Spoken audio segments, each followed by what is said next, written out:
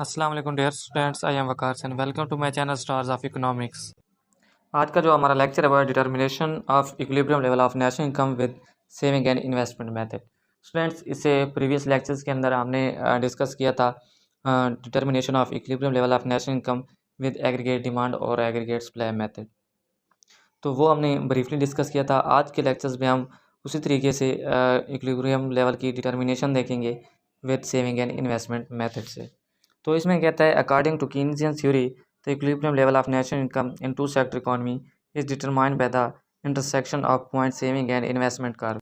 इसमें कीन्स कहते हैं कि equilibrium level of national income की डिटर्मिनेशन उस वक्त होती है सेविंग एंड इन्वेस्टमेंट मेथड के ज़रिए जब आपकी सेविंग जो है वो इन्वेस्टमेंट के इक्वल होती है। तो इसलिए नीचे दिखाया गया है saving is equal to investment. यहाँ पे जो सेविंग है वो उसकी इक्वेशंस है एक S is equal to minus S naught plus S Y.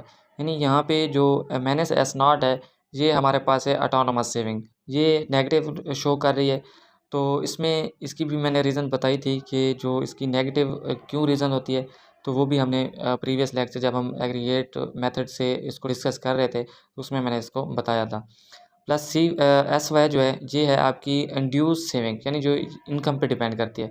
जो आपकी ऑटोनोमस होती है वो किसी भी चीज़ पे डिपेंड नहीं करती, यानी चाहे वो आपकी वो चीज़ इनकम हो या ना हो वो आपको हर हाल में करनी पड़ती है।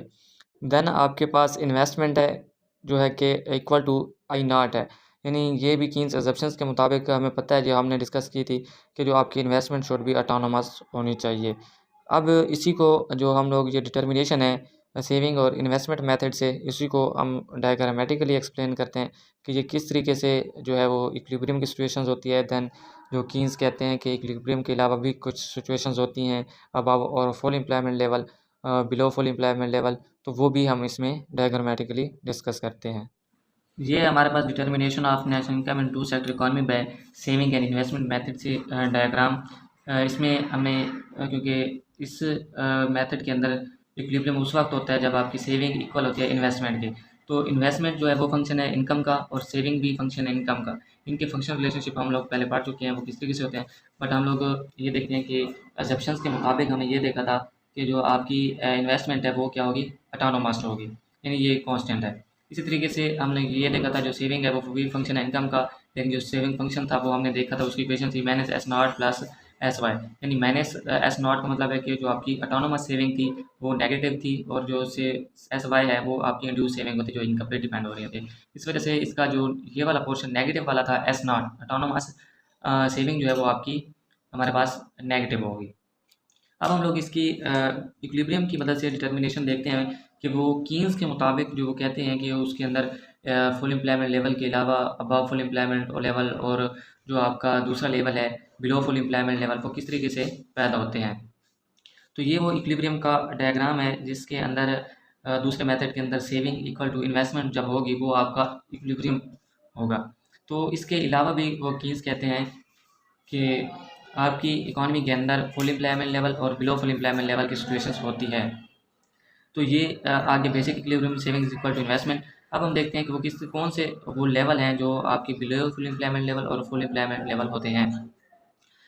ये इसमें हम लोग देखते हैं कि इसको हम इंजेक्शंस का नाम देते हैं और इसमें लीकेज का वो नाम देते हैं। क्यों इनको नाम देते हैं? क्योंकि इस पॉइंट पे अगर हम लोग देखें कि इन्वेस्टमेंट कर्व जो है वो ऊपर है और जो आपका सेविंग कर्व है वो नीचे है। इस वजह से इस पॉइंट पे आपकी जो इन्वेस्टमेंट है वो ग्रेटर देन सेविंग है। इंजेक्शन का मतलब ये है कि इसके अंदर जो है वो जो है आपकी इन्वेस्टमेंट ज़्यादा है और सेविंग कम है, यानी आपकी इकॉनमी के अंदर एक किस्म की गुंजाइश है कि वो आपकी इकॉनमी के अंदर और ज़्यादा चीज़ें जो हैं वो प्रोड्यूस हो सकती हैं और उसके अलावा जो है आपकी एम्प्लॉयमेंट मज़ीद बढ़ सकती है। अगर मैं आपको यहाँ पे एग्रीगेट डिमांड मेथड वाले उसकी बताऊँ तो हमने यहाँ देखा था आपकी एग्रीगेट डिमांड जो थी वो ग्रेटर देन थी एग्रीगेट सप्लाई की। यहाँ पे यानी इन्फ्लेशनरी गैप पैदा हो रहा था। यहाँ पे भी यही है कि इन्वेस्टमेंट ज़्यादा हो रही है तो आपकी आउटपुट बढ़ रही है, यानी आपकी एग्रीगेट डिमांड अभी भी यहाँ पे ज़्यादा है। तो इस वजह से हमारे पास क्या है यहाँ पे इन्फ्लेशनरी गैप होता है। इस पॉइंट पे मैं आपको दिखाऊँ तो यहाँ पे आपकी सेविंग जो है वो ग्रेटर देन है इन्वेस्टमेंट से, यानी लीकेज है, लीकेज इन द इकॉनमी है। यानी इकॉनमी के अंदर से कुछ चीज़ ऐसी है जो जो लीकेज हो रही है, यानी इकॉनमी के अंदर इन्वेस्टमेंट कम हो रही है, सेविंग ज़्यादा आ रही है। यानी इस पॉइंट पे जो है वो इकॉनमी के अंदर मनी मूव हो रही थी, यानी इंजेक्ट हो रही थी। यानी जकड़ी हुई थी। इसमें लीकेज का लॉस इस वजह से हमने इस्तेमाल किया क्योंकि यहाँ पे सेविंग जो है वो ग्रेटर दैन इन्वेस्टमेंट है, तो इस वजह से जब आप वो मनी मूव नहीं कर रही, तो इस वजह से हम लोग इसे लीकेज का नाम देते हैं। तो यहाँ पे हम लोग देखा था कि अब हम लोग देख देते हैं कि इसकी सिचुएशंस वापस क्या तो कैसे आती है। तो इसकी हम पहले बात कर देते हैं कि यहाँ पे सेविंग जो है वो ग्रेटर दैन इन्वेस्टमेंट है। तो यहाँ पे फार्म जो है वो ये कहती है कि जो हाउस होल्ड हैं वो सेव ज़्यादा कर रहे हैं और जो आपकी आउटपुट पे खर्च कर रहे हैं, जो कंज्यूम कर रहे हैं वो कम कर रहे हैं, सेव ज़्यादा कर रहे हैं। तो इस वजह से फर्म्स क्या करती है, यहाँ पे प्रोडक्शंस कम कर देते हैं। अब फुल एम्प्लॉयमेंट लेवल थी, तो वो जब प्रोडक्शंस कम करती हैं, तो जब प्रोडक्शंस कम करते हैं तो वो दोबारा कम होते होते प्रोडक्शन जो है वो इस लेवल पे आ जाती है। तो ये इस लीकेज की यही है कि लीकेज उस वक्त होती है जब आपकी कोई चीज़ वहाँ से खारिज हो रही हो। तो यहाँ पे एक तो सेलिंग बढ़ रही थी, मनी खारिज हो रही जो उसकी मनी है वो खारिज हो रही थी। इस वजह से उन्होंने क्या किया कि उन्होंने प्रोडक्शन प्रोसेस को बंद कर दिया, क्योंकि वो फार्म्स को लॉस हो रहा था कि वो क्यों इतनी प्रोड्यूस करें, क्योंकि लोग तो उसकी डिमांड ही नहीं कर रहे। तो इस वजह से हम लोग जो है क्या है कि अगर हम लोग एग्रीगेट मेथड वाले बात से करें, एग्रीगेट डिमांड और एग्रीगेट सप्लाई वाले की, तो उसमें भी हमने ये देखा था, इसमें सप्लाई तो थी लेकिन एग्रीगेट डिमांड कम थी। इस वजह से यहाँ पे सेविंग लोग ज़्यादा कर रहे हैं और इन्वेस्टमेंट कम कर रहे हैं। इस वजह से जो फर्म है वो डिसीजन करती है कि आपकी प्रोडक्शन प्रोसेस है उसको रोका जाए। जैसे वो प्रोडक्शन प्रोसेस कम होगा तो आपकी आउटपुट लेवल Y2 से दोबारा Y स्टार की तरफ आ जाएगा। इसमें ये था कि हमने इंजेक्शन, क्योंकि इन्वेस्टमेंट इन्वेस्टमेंट आ रही है, तो इसका मतलब है कि यहाँ पे प्रोडक्शन प्रोसेस अभी आ सकता है। तो इस वजह से यहाँ पे हमारे पास क्या करते हैं फार्म्स, यहाँ पे प्रोडक्शन प्रोसेस को बढ़ा देते हैं, यानी क्योंकि यहाँ पे प्रोडक्शन प्रोसेस क्योंकि इन्वेस्टमेंट आ रही है, तो इस वजह से जब प्रोडक्शन प्रोसेस बढ़ेगा तो आपकी एम्प्लॉयमेंट लेवल जो है वो बढ़ेगी, Y1 से Y स्टार की तरफ मूव होना होगी। जैसे आपकी प्रोडक्शन बढ़ती जाएगी तो आपकी ये वाला पॉइंट जो है वो दोबारा saving is equal to investment तक आ जाएगा। तो ये स्टूडेंट्स इसकी एक्सप्लेनेशन थी। जो कीन्स कहते हैं कि इकॉनमी के अंदर फुल एम्प्लॉयमेंट लेवल ऑलवेज नहीं होता, यानी ऑलवेज के अलावा भी कुछ सिचुएशंस होती हैं कि वो फुल एम्प्लॉयमेंट लेवल भी होता है और बिलो फुल एम्प्लॉयमेंट लेवल भी होता है। लेकिन उसके बाद जो है वो फंड्स को डिसीजन करना होता है कि वो किस तरीके से जो है वो उस एम्प्लॉयमेंट लेवल को कवर करते हुए वो फुल एम्प्लॉयमेंट लेवल की तरफ वापस आती हैं। अब हम इसकी मैथमेटिकल एक्सप्लेनेशन देखते हैं वो किस तरीके से होती है। कि हमने जैसे पढ़ा कि इस मेथड के मुताबिक डिटर्मिनेशन उस वक्त होती है नेशनल इनकम की जब सेविंग इज इक्वल टू होती है इन्वेस्टमेंट।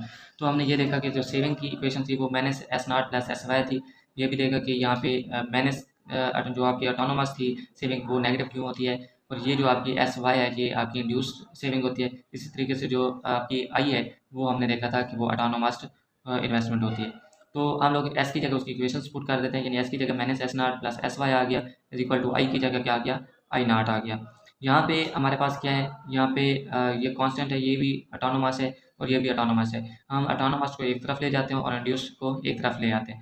तो यहाँ पे हमने ये देखा कि जो SY थी ये हमारे पास थी इंड्यूस सेविंग। हम लोग इसको जब इधर लेके आएंगे तो ये पॉजिटिव हो जाएगी, क्योंकि ये माइनस है तो इसके जब दूसरी तरफ आएगी तो ये पॉजिटिव बन जाएगी, इसलिए S0 प्लस I0। तो यहाँ पे हमारे पास Y चाहिए, तो यहाँ पे जो से S है इसको जो स्मॉल s है इसको हम कहते होते हैं MPS, यानी मार्जिनल प्रोपेंसिटी टू सेव। तो ये जब यहाँ पे मल्टीप्लाई हो रहे हैं तो दूसरी तरफ जाके डिवाइड हो जाएगी, यानी ये S0 plus I0 divided by S। तो हम जो S है MPS इसको हम बाहर ले आते हैं 1/S, ये इधर आ जाएगी, जब बाहर आ जाएगी तो ये टर्म बचेगी S0 प्लस I0। तो ये हमारे पास जो इक्वेशन आती है ये हमें मैथमेटिकल इक्वेशंस जो है वो ये बताती है कि आपकी जो डिटर्मिनेशन होती है आउटपुट की वो इस इक्वेशन से होती है, क्योंकि Y जो है ये डिटर्मिनेशन को आउटपुट की डिटर्मिनेशन को ज़ाहिर करता है। तो हम लोग ये देखते हैं कि जब मैथमेटिकली एक्सप्लेनेशन देखते हैं तो वो ये इक्वेशन हमें हासिल होती है जो हमें आउटपुट लेवल बताती है इन्वेस्टमेंट और सेविंग मेथड से। तो स्टूडेंट्स जो हमने अभी डायग्राम देखा या मैथमेटिकल एक्सप्लेनेशन देखी, इसमें किसी किस्म का कोई क्वेश्चन है तो आप हमें कमेंट बॉक्स में पूछ सकते हैं, तो आपको इसका इजी वे से आंसर दिया जाएगा। अगर आपको हमारी वीडियोस अच्छी लगी है तो आप हमारे चैनल को सब्सक्राइब करें, शेयर करें, लाइक करें और बेल आइकन को भी प्रेस कर दें ताकि जब न्यू नोटिफिकेशन आए तो आपको इजीली मिल सके।